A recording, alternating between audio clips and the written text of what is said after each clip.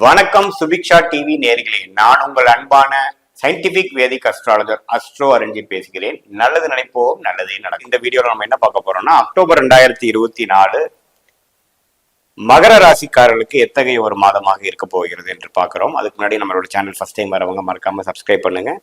பிடித்த வீடியோவுக்கு வந்து லைக் கொடுங்க, ஃப்ரெண்ட்ஸ் அண்ட் ரிலேட்டிவ்ஸ்க்கு ஷேர் பண்ணுங்க. இப்ப பாத்தீங்கன்னா அக்டோபர் 2024 மகர ராசிக்காரர்களுக்கு எப்படி இருக்க போகுதுங்கிறது பார்க்கும் பொழுது, ஆண்டு கிரகத்தின் அமைப்பு எப்படி இருக்குதுன்னு பார்த்தா, மகர ராசிக்கு 2ஆம் இடத்துல, அதாவது ஜென்ம சனி முடிந்து பாதசனியாக சனி நீடித்திருக்கிறார்.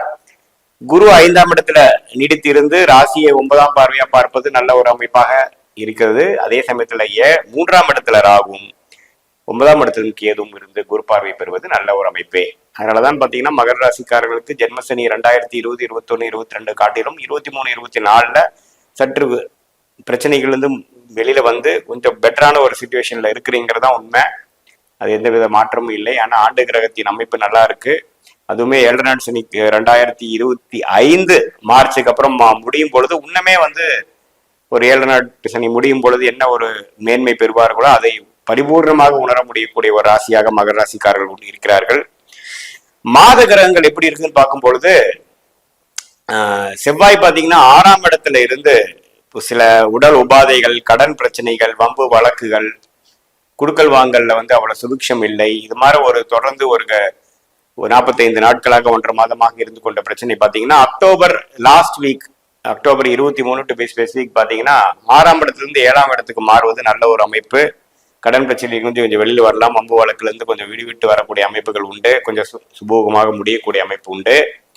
அதே சமயத்துல நம்மளுடைய மகர ராசியோட ராசி அதாவது ராஜயோகாதிபதி பாத்தீங்கன்னா இதுவரை 9ஆம் இடத்துல இருந்தக்கூடிய சுக்கிரன் 10ஆம் இடத்துல அக்டோபர் மாதம் முழுக்க, அதாவது அக்டோபர் 13 வரைக்கும் இருந்து 11ஆம் இடத்துக்கு மாறுவது பாத்தீங்கன்னா தொழில் மேன்மை, ஒரு 1.5 மாசமாக போயிட்டு இருக்கிற தொழில் முயற்சிகளுக்கு ஒரு நல்ல ஒரு முன்னேற்றத்தை பெறக்கூடிய ஒரு மாதமாக உண்டு. அது குறிப்பா அக்டோபர் 13ஆம் தேதிக்கு மேல பாத்தீங்கன்னா தொழில கொஞ்சம் லாபம் வரும். ஏன்னா 10ஆம் வீட்டதிபதியே 11ஆம் இடத்துக்கு வந்து குரு பார்வை பெறுகிறார். ஸோ தொழில மேன்மையும் இதுவரைக்கும் செய்த முயற்சிக்கு லாபம் பெறக்கூடிய மாதமாக, குறிப்பா செகண்ட் வீக் லாஸ்ட்ல இருந்து 3rd and 4th வீக் பெறக்கூடிய அமைப்புகள் உண்டு. தசாபுக்திகள் நல்லா இருக்கும் பொழுது நான் சொன்ன லாபங்கள் கைக்கு வரக்கூடிய அமைப்பு கண்டிப்பாக உண்டு. அதே சமயத்துல புதன் சூரியன் 9ஆம் இடத்துல இருக்கக்கூடியவர்கள் 10ஆம் இடத்துக்கு வந்து, சூரியனே 10ஆம் இடத்துக்கு வருது. தொழில் முன்னேற்றம், மேன்மை, புதுசா ஒண்ணு ஆரம்பிக்கிறது, வேலையில் இருக்கிறவங்க ஒரு சின்ன ஒரு ப்ரொமோஷன் எதிர்பார்த்து இருக்கிறவங்களுக்கு ஒரு ப்ரொமோஷன் வரக்கூடிய அமைப்பு, மாணவர்களுக்கும் ஒரு நல்ல உத்வேகம் பெறக்கூடிய அமைப்பு, எல்லாமே வந்து ஒரு சிறப்பா அக்டோபர் 13, 14 மேல வரக்கூடிய அமைப்புகள் கண்டிப்பாக உண்டு. So second half of October பாத்தீங்கன்னா மகர ராசிக்காரர்களுக்கு தொழில் முயற்சி, வேலை முயற்சி, சொசைட்டில ஒரு அந்தஸ்து, அரசியல்ல இருக்கிறவங்களுக்கு வந்து ஒரு முன்னேற்றம், அதே சமயத்துல இதுவரைக்கும் செய்த முயற்சிக்கு ஒரு லாபம் கைக்கு வரக்கூடிய அமைப்புகள் எல்லாமே கொஞ்சம் பெட்டரா இருக்குங்க. ராஜயோகாதிபதியின் சுக்கிரனின் பெயர்ச்சி வந்து மிகவும் அருமையாக உண்டு. குரு பார்வை பெறுவது பாத்தீங்கன்னா கலைத்துறை, மீடியா துறை இதுல எல்லாம் இருக்கிறவங்களுக்கு நல்ல ஒரு முன்னேற்றத்தை பெறக்கூடிய அமைப்பு உண்டு.